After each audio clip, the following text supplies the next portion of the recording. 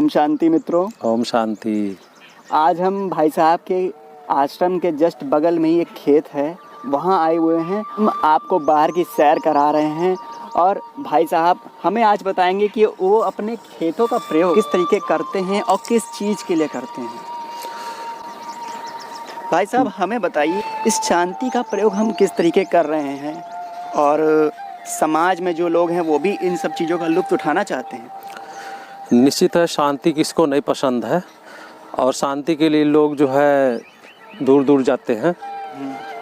लेकिन अगर थोड़ा गौर करें तो अपने पास भी, सबके पास इर्द गिर्द भी होता है, खेत है, खलियान है, वहाँ भी इसका आनंद लिया जा सकता है। ज़रूरी नहीं है बहुत दूर ही जाए। लेकिन अक्सर लोग दूर निकल जाते हैं इसलिए क्योंकि हम बार बार जहाँ रहते हैं ना, उसका महत्व कम हो जाता है। हाँ, ये तो बात सही। अब यहाँ देखो, साथ में ट्रेन की आवाज़ भी आ रही है। हाँ, सामने से जा रही है। ये भी अपने आप में, अगर इसको आप पॉजिटिव लीजिए तो ये भी एक धुन है, ये एक आनंद है जी।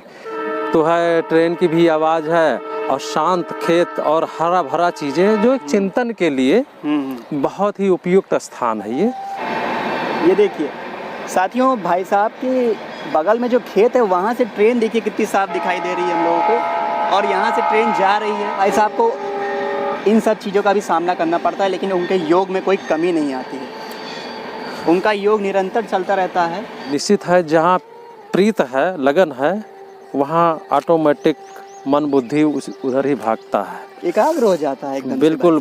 आप यहाँ घूम रहे हैं, एक चीज़ देख, हम सबको दिखाते जाइए। ये चने की खेती है जी, और ये अभी तैयार हो रहा है। और ये 3 स्टेप इसको लगा इतने बड़ा होने में, क्योंकि इससे पहले और कई लोगों ने इसका उपयोग किया है। अच्छा अच्छा। इसे गिलहरियों ने खाया है शुरुआत में। उसके बाद जो है मोर के बच्चे और मोर लोगों ने खूब खाया है।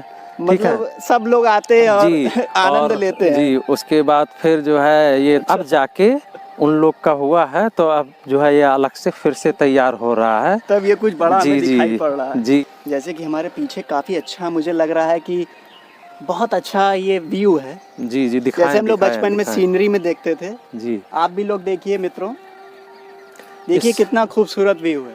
इसमें जो है एक चिड़िया होती है, पनडुब्बी। जी जी। कितनी भी ठंडी पड़ती है, ये सब इसमें दिन रात इसी पानी में ही रहती हैं और अपना भोजन वो ग्रहण करती हैं। और इसी प्रकार ठंडी और गर्मी जैसे इनको प्रभाव नहीं डालता है, हम सबके सामने भी ये होना चाहिए कि कितनी भी जीवन में परिस्थितियाँ प्रकृति के द्वारा आए, व्यक्तियों के द्वारा आए, लेकिन अपने पर, मन पर उसका प्रभाव ना हो। एक परमात्मा के प्यार में, ज्ञान चिंतन और मनन में बराबर रहना चाहिए, इनसे सीखना चाहिए। ऐसा नहीं कि थोड़ी सी ठंडी हुई तो हम कारोबार करना छोड़ दें, कि चलो ठंडी थोड़ा कम हो जाएगी तब हम थोड़ा सा ध्यान और इसके लिए, क्लास के लिए या भगवान के लिए निकलेंगे, भी बहुत ठंडी हो रही है। तो ये सारी चीज़ें नहीं हैं। प्रकृति का काम जो अपना है वो कर रही है। हम सबका जो कार्य है धर्मयुक्त जीवन, उसका दामन कभी नहीं छोड़ना चाहिए परिस्थितियों में। ये देखिए आप, बहुत ही खूबसूरत है ये जी। ये धान लगा था, ठीक है, इसको जो है चिड़िया ने और जीव जंतुओं ने पूरा अच्छा सा अपना उपयोग किया है।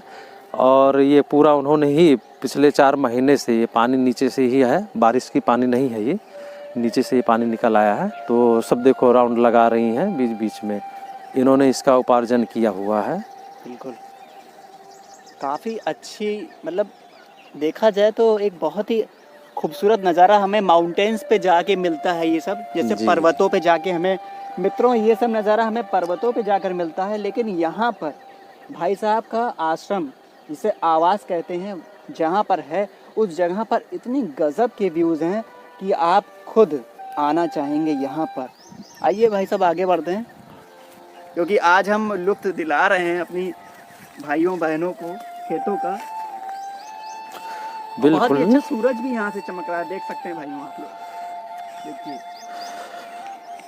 आप कभी शाम को आओ, यहाँ का सनसेट भी बहुत प्यारा है। लोग सनसेट देखने जाते हैं ना, बिल्कुल सब यही दिख जाएगा, सनराइज सनसेट दोनों साथ में। तो यहाँ कभी हमारे कुछ पूज्य संत महंत भी आते हैं शांति के लिए, तो पीस स्थान के लिए तो बैठकर ज्ञान चिंतन, कुछ जलपान साथ में होता है, लोग बैठते हैं, अक्सर लोग आते हैं यहाँ पर। ये भाई साहब, ये उभरा उभरा क्या चीज़ है, मतलब ये अभी यहाँ पे क्या चीज़ बोया गया है? जी, यहाँ भी जो है ये लग रहा है, उसको बोलते हैं लोबिया। अच्छा, बोड़ा जिसको बोलते हैं सब्जी। जी, उसकी तैयारी, बीज पड़ा हुआ है, छोटे छोटे निकल रहे हैं। ये तो सरसों है, आप देख रहे हैं, तैयारी हो गई है इसकी भी। काफ़ी खूबसूरत जगह। आश्रम को भी दर्शन कराइए उधर। ये मित्रों, जिस तरह हम लोग देख रहे हैं, थोड़ा आपको क्लियर नहीं दिख रहा होगा, लेकिन इस जगह पे ही हमारा आश्रम है बाबा का।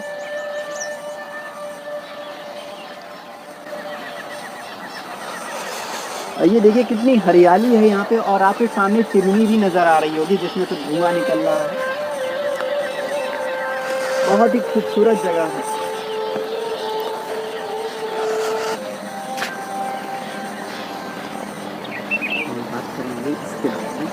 ये हमारे पीछे आप देख रहे हैं, ये सरसों का खेत है। बाकी ये आप सरसों का फूल, ये नई वैरायटी है, साथ में ही लगाया गया था। ये तो तैयार हो गया अपने स्तर तक, लेकिन ये कुछ नई वैरायटी है जिसमें इससे डबल इसमें जो है सरसों के वो आएंगे दाने। अच्छा। हाँ, और इसका ये डबल बड़ा हो रहा है, देखिए लगा था साथ में ही। हाँ, वो कुछ ज़्यादा ही लंबा जी है। जी, अभी और लंबा जाएगा। ठीक है। और जितनी भी चीज़ें आपने खेती में देखे हैं यहाँ पर, हाँ। इसमें टोटल खाद मतलब गोबर का प्रयोग, और उससे ज़्यादा यहाँ योग का प्रयोग। बस वही। जी जी, योग का प्रयोग, और इस गोबर के खाद से ही ये ज़्यादा सब तैयार किया जाता है। बाकी आश्रम के लिए है, खाने के लिए है, यूज किया जाता है। ये जैसे आप देख रहे हैं, कलुक तेल भी मार्केट का नहीं, घर का ही सब यूज किया जाता है ये शुरू से। और इधर फूल भी लगा है। ठीक। और आज मित्रों, जैसा कि हमने आपको यहाँ का अनुभव दिलाया कि खेतों में सच में असल में एक अलग वाइब्रेशन होती है, और हमें जाना चाहिए, वहाँ पे जाना चाहिए, मतलब एक तरह से महसूस करना चाहिए कि हम भारतीय संस्कृति से हैं। तो कहीं ऐसा तो नहीं कि हम खेतों में जाएं ना, वहाँ का जो लुत्फ़ है, जो नज़ारा है, जो मौज है, मस्ती है, हम लोग उस चीज़ का लाभ ही ना उठाएं। हमेशा अपने घर पर बैठे रहें और बस सवेरे से संकल्प चलता रहता है कि यार आज ये करना है, वो करना। हाँ भाई साहब, एक सवेरे से संकल्प इंसान के मन में बहुत चलता है कि सवेरा जैसे हुआ तो न्यूज़ खोल लिया, न्यूज़ में अनाप शनाप जैसे चल रहा है, कुछ भी चीज़ें चल रही हैं, तो वो माइंड में वो चीज़ जाके बैठ जाती है। फिर आपका डेली अगर रूटीन हो जाता है वो, तो उसके बिना आप रह नहीं सकते। एक नेचर है मनुष्य का, जिस चीज़ का आपने हैबिट बना लिया है वो आपके जीवन का अंग बन जाता है। अगर आपने शुरू से हैबिट बना लिया है न्यूज़ देखने का, या कोई ऐसी चीज़ें जो जीवन के उत्थान से मतलब नहीं है, लेकिन एक आपका नकारात्मक चीज़ पैदा करता है, हाँ, तो आपका जीवन धीरे धीरे वैसे हो जाता है। लेकिन एक जो सुबह का टाइम आपने बताया, अगर आपके पास ऐसी व्यवस्था है या आपके किसी हित मित्र है, कभी कभी वहाँ जाइए, उसका आनंद ले सकते हैं। एक बहुत अच्छा थॉट आपके पास क्रिएट होता है। कभी कभी ऐसा होता है इसी जगह पे कि आपके जीवन से कोई अनसुलझी गुत्थी है जिसका समाधान आपको नहीं मिल रहा है, ऐसे समय पर वो उस चीज़ का जन्म होता है आपके माइंड में, समाधान भी निकल आता है, शांति में ही समाधान है। मुझे लगता है कि सारे समाधान आप यहीं आगे करते हैं। हाँ जी जी, वो तो बाबा ने, भगवान ने ऐसा सिखा दिया है कि वो तो कहीं भी अब चल सकता है, लेकिन शुरुआत के अभ्यास के लिए बहुत ही मतलब उपयुक्त है। साधना में शुरुआती दौर से आप शुरू करते हैं तो ये सब स्थान का बहुत महत्व है। वैसे भी आगे के लिए भी है ही, शांत जगह तपस्या के लिए।